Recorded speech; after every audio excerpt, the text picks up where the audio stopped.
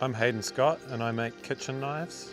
I've spent half of my life working with a knife in my hand, from fine dining kitchens to freezing works. I've had this crazy idea to make these one-of-a-kind knives and get them out into the world, get them into the hands of these hard-working, risk-taking, creative, passionate chefs. People that I connect with, I want to share what I'm doing with them. I try and feel it rather than think it, because I feel like that always turns out way better than if you're just trying to be tricky, trying to be clever. I'm not trained whatsoever. I've actually never worked in a restaurant before. And in a way, I feel I actually don't know how to cook, and that's kind of a good thing because it's draw from your own, subconscious, so what experiences you've actually had. I'm Plabita and we're at Forest.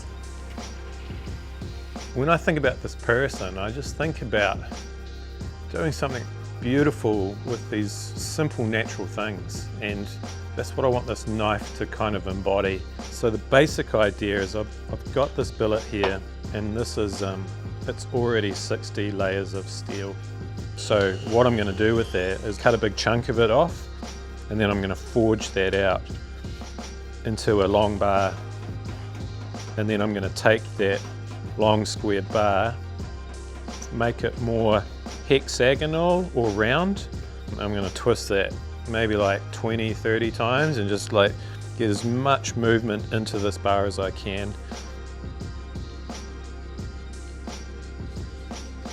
Flatten the bar out again, and instead of being this kind of layered pattern like this, it's going to be more organic.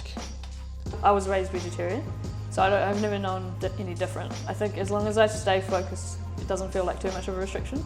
But I quite like the challenge, I guess. Quite like feeling a little bit underdog, hopefully I'll show them, How am I gonna make it seem as much of a treat to come here? It's funny, right, because I feel like some people would look at the food here and maybe think it's healthy and there's so many vegetables and it's a lot of fresh things, but really, I don't think that's the point at all. So once I've got this sort of flowing pattern in this bar, I'm going to cut it in half, and I'm going to put some good quality carbon steel, and I'm going to sandwich this pattern steel on the outside of that, and I'm going to fuse that together.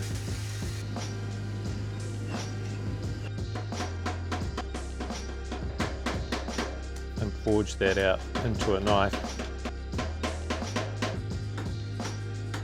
And so the pattern will be on the outside, and we'll have this really razor sharp core steel.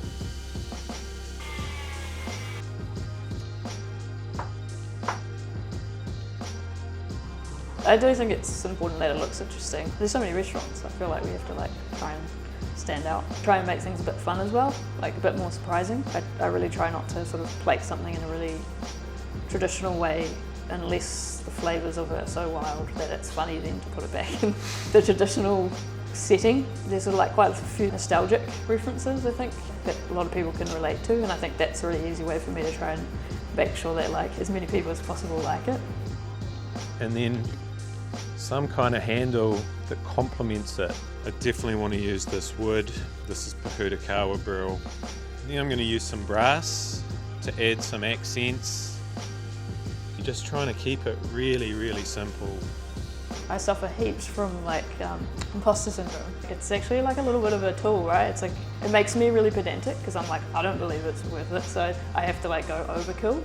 That's almost a superpower then, because it's actually really exhausting to carry around. That's something I thought about ages ago, actually when you won, the award. And so I just wanted to make you something that I thought reflected what I see of you, it's kind of simple. It's so nice. Quite organic. I honestly have seen you make these and really wanted one. This is so good. Now you got one. Thank you so much.